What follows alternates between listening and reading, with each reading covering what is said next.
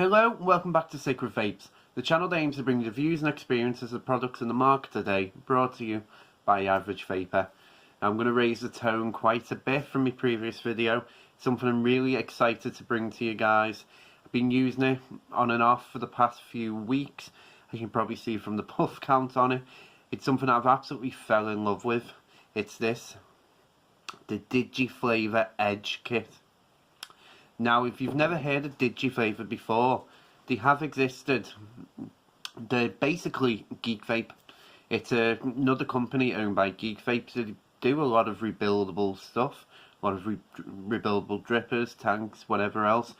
So this is the first stock device that they brought out, and certainly the first stock tank.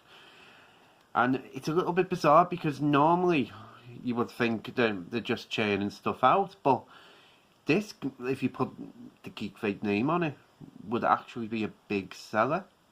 But before we get into that, let's give her a vape.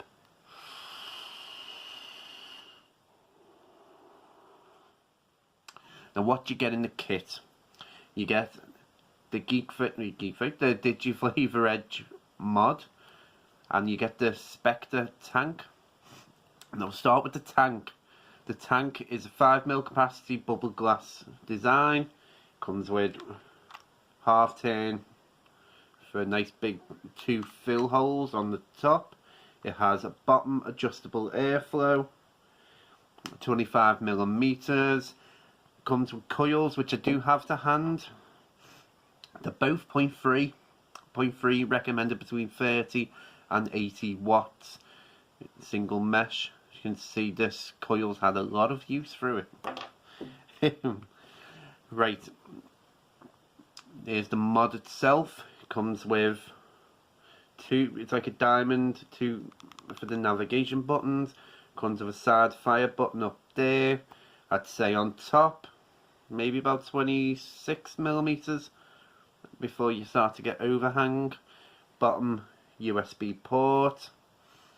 Now the back of the battery, it's actually a button on the bottom. You press that, releases the batteries alongside a battery ribbon.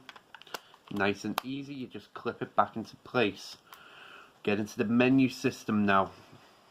And it's quite a basic menu system. It's powered by the AS chip from Geek Vape. So, 3 clicks. And it takes you to, there's M1, M2, M3, M4. Then the memory options allows you to set certain wattages. If you wanted to change your tank, for example, change to a different menu. Now, if you 3 clicks and then press the fire button again, it takes you to the next one, which is your power. It does time out quite quick though. So you've got power, NIC, TCI, stainless steel, TCR, TI, TCR, TCR option, VPC, and bypass. And then you've got your standard option there, which is your preheat. So standard, powerful, and soft. Been using it on standard. And apart from that, I mean, there's the little resistance option down there. Allows you to, if you want to slightly adjust your resistance from your coil, you can change it on that. Back into the menu. Oop, I've just changed the wrong one. So back down again, and that's it. Now, there isn't a lock function on this device. It's simply a 5 clicks turns it off. Right, and if you want to lock an option in place, just hold the fire button. It takes you back out the menu. So 5 clicks turns the device off and back on again. So again, very simple, and that's how quick it comes on. Now, we'll get into the pros and cons of this now.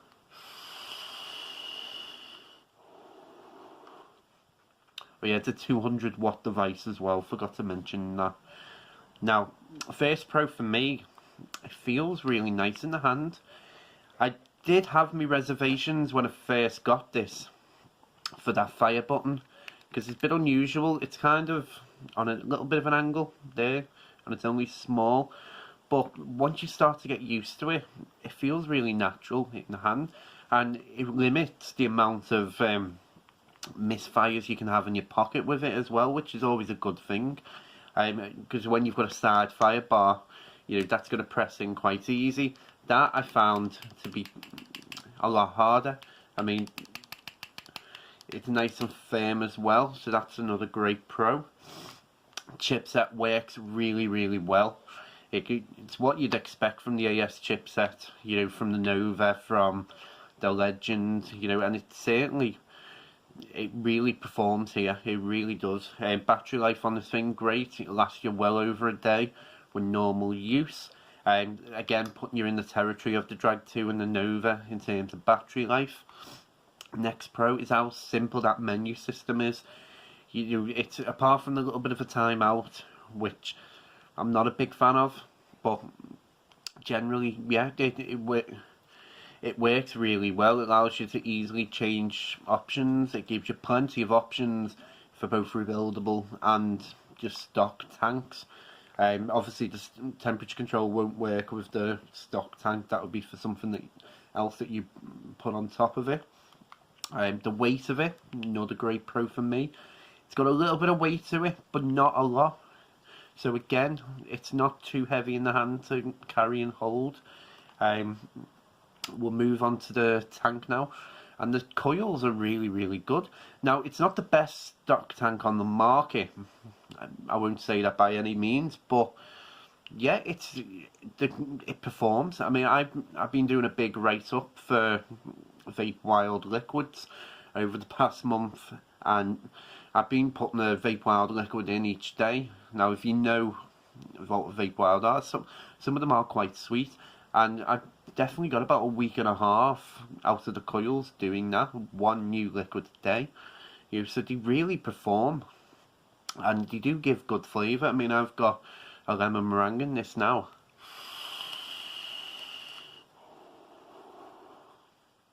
And you're getting nice flavour, you're getting really nice vapour production, and I've been vaping about 75 watts. As you can probably see in the corner, I'm coming up to 3,000 puffs on this, so this is the second coil, obviously. So yeah, the coils perform really well. So if you're sticking to a standard liquid that isn't sweet, I'd imagine you're going to be pushing 2-3 weeks out of a coil before it starts to decline. So as a kit tank, fantastic, one of the best you can get. Now onto the top fill. I absolutely love that. Nice simple half turn.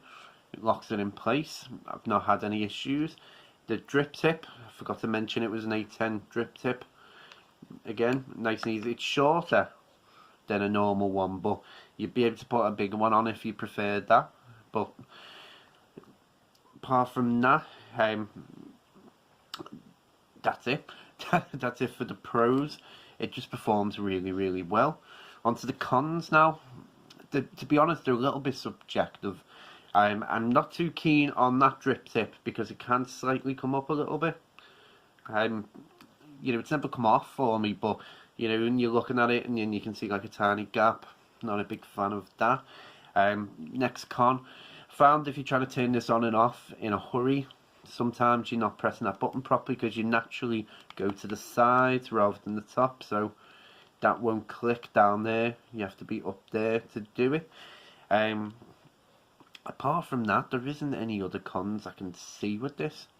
And I know it sounds, I know it sounds a bit weird for me to say that, but I've absolutely fell in love with this. I really do think it's a brilliant piece of kit. So we'll get into the overall now.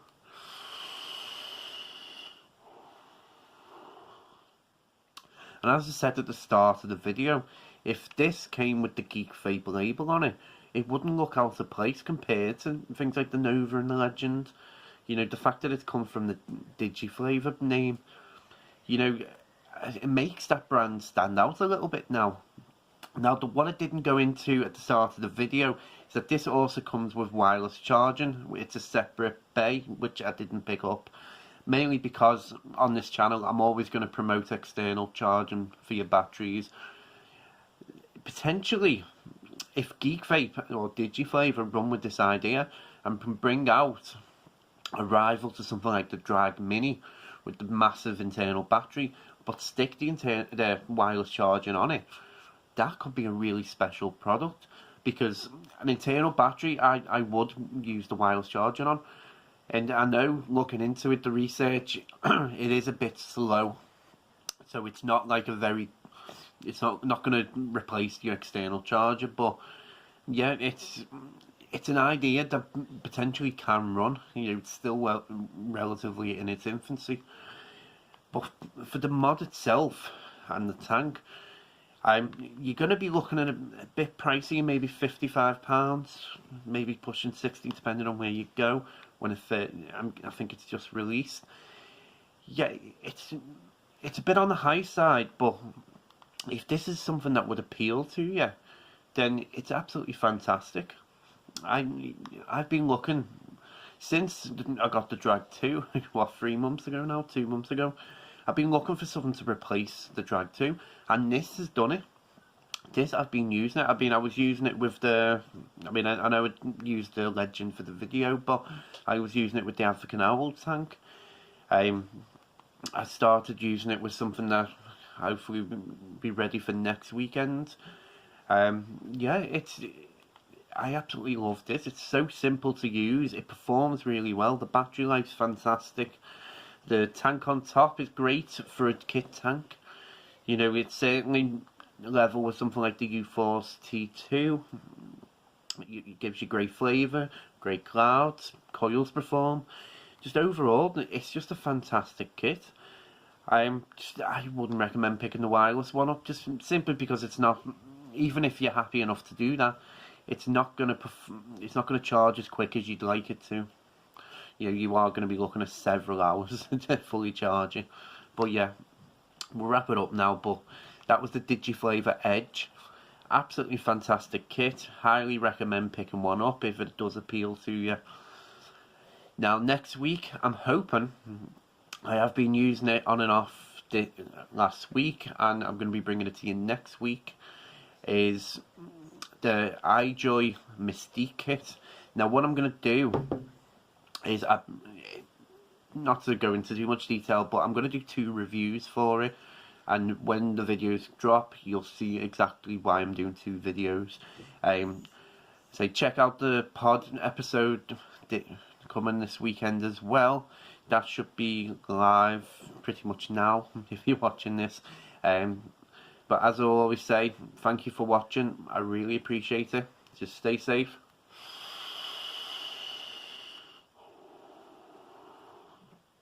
And keep vaping.